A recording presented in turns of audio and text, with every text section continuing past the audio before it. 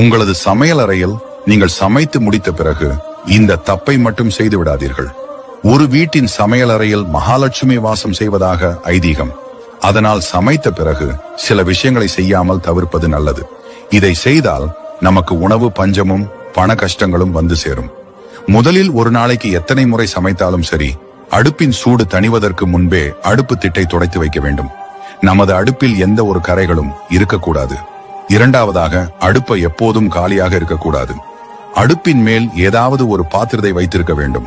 மூன்றாவதாக, பாத்திரத்தை வைக்கும் முன்பே அடுப்பை பற்ற வைக்க கூடாது. பாத்திரம் வைத்த பிறகுதான் பற்ற வைக்க வேண்டும். நான்காவதாக, நல்ல விசேஷ நாட்கள் வந்தால் அடுப்பை நன்கு சுத்தம் செய்து அடுப்பில் மஞ்சள் மட்டும் குங்குமம் வைக்க வேண்டும். ஐந்தாவதாக, உங்கள் வீட்டில் உப்பை பீங்கான் ஜாடியில் வைக்க வேண்டும். உப்பு என்பது மகாலட்சுமி வாசம் செய்யும் பொருள். ஆகையால் உப்பை இதுபோல்